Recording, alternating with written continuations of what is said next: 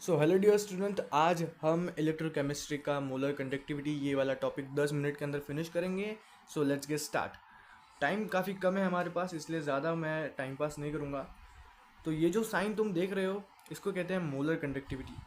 अभी ये क्या है क्या नहीं है तुम इतना ही याद रखो कि ये मोलर कंडक्टिविटी है, क्योंकि पेपर बहुत पास है। और ये इक्वल होता है 1000 टाइम्स के यानी कि कंडक्टिविटी होता है, और 1000 के डिवाइड बाय कंसंट्रेशन यानी कि सी। तो molar conductivity is equal to 1000 K bye सी। अब इसी के साथ साथ मैं तुम्हें एक और कॉन्सेप्ट सिखाऊंगा और फिर हम डन हो जाएंगे PYQ सॉल्व करने के लिए। अब ये जो बी है इसका मतलब क्या हुआ, इसका मतलब हुआ बटरफ्लाई। तो बी इज इक्वल्स टू के कौन सा वाला, ये वही कंडक्टिविटी वाला के। तो B इज इक्वल्स टू के यानी कि कंडक्टिविटी इंटू आर यानी कि रेजिस्टेंस। और ये जो है ये फॉर्मूला है सेल कांस्टेंट का, यानी कि B जो है वो सेल कांस्टेंट, B यानी कि cell constant is equals to conductivity into resistance. Okay dear students, अब इन दो टॉपिक्स पर हम PYQs करेंगे और इनको सॉल्टिफाई कर देंगे। सो हेलो स्टूडेंट्स, अभी मैं आ चुका हूँ PYQs को लेकर, और MSTCT 2025 का ये PYQ है। इसके अंदर हमें फॉर्मूला पूछा गया है जो कि मैंने तुम्हें अभी अभी बताया था। मोलर कंडक्टिविटी एंड मोलैरिटी का जो फॉर्मूला है, मोलैरिटी यानी कि कंसंट्रेशन। तो ये जो फॉर्मूला है वो हमें पूछा गया है, एंड द फॉर्मूला हम सभी को पता है, molar conductivity is equals to 1000 times K divide by C. तो चलो देखते हैं कौन सा फॉर्मूला होगा। और यहाँ पे मुझे बी ऑप्शन दिख रहा है जो कि बिल्कुल ही गलत ऑप्शन है, क्योंकि वहाँ पर 100 है। एक मिनट, यहाँ पे देखो, यहाँ पे 100 है बी ऑप्शन में, हमारे फॉर्मूले में 1000 है। तो lambda molar conductivity is equal to 1000 के बाई सी। अगर तुम थोड़ा सा दिमाग लगाओ तो तुम समझ पाओगे कि जो कंसंट्रेशन है वो ऊपर जाएगा, मोलर कंडक्टिविटी के साथ मल्टीप्लाई होगा, और नीचे जो है वो 1000 आएगा, और के ये हो जाएगा इक्वल टू के। अगर नहीं समझ में आ रहा है तो ऐसे देखो, 1000 टाइम्स के बाय सी। ये जो सी है ये ऊपर जाएगा तो बन जाएगा लैम्डा टाइम्स सी। ये जो 1000 है ये नीचे जाएगा तो बन जाएगा 1000, और यहाँ पे जो के है वो इसके इक्वल हो जाएगा।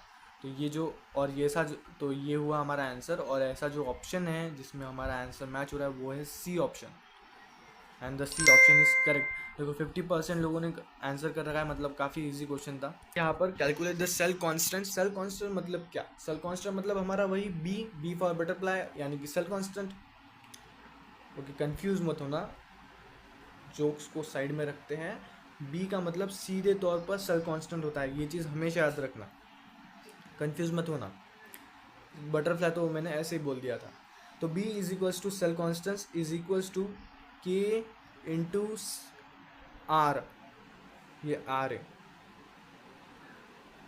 के डॉट आर।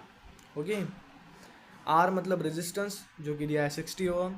कंडक्टिविटी मतलब अब यहाँ पे हमें कंडक्टिविटी दी है, और यहाँ पे हमें मोलर कंसंट्रेशन भी दिया है जो कि हमें ज़रूरत नहीं है, ये हमें उल्लू बनाने के लिए दिया है। ओके, तो अब तुमको बस इतना सा करना है कि 60 को 0.014 से मल्टीप्लाई करना है, और जो आंसर आएगा वो तुम्हारा आंसर होगा। अब देखो यहाँ पे 6 इंटू 1.4, अगर समझ में नहीं आ रहा है तो तुम पेपर पेन पे कर सकते हो।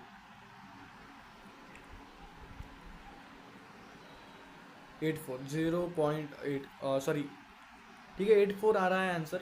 यहाँ पे देखो 0.84 is our answer and it is correct. तो नेक्स्ट क्वेश्चन जो है वो हमारा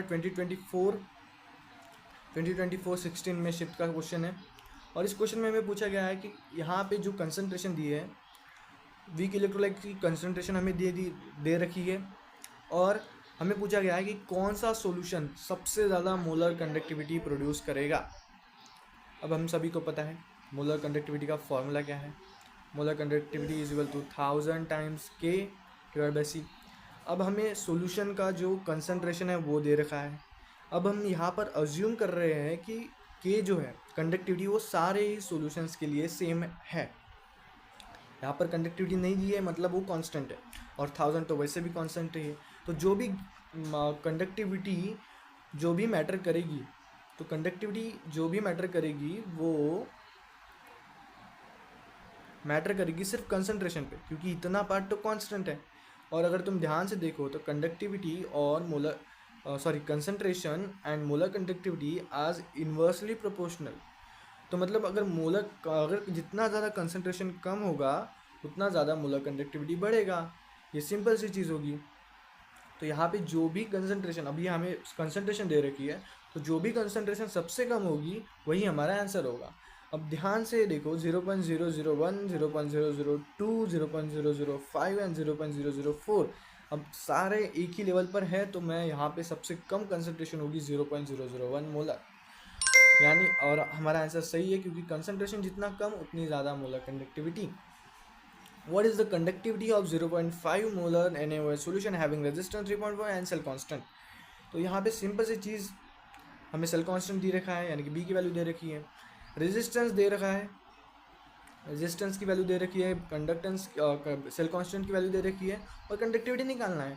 तो सिंपल सा फॉर्मूला हो जाएगा, आर नीचे चला जाएगा, तो B by R is equals to conductivity.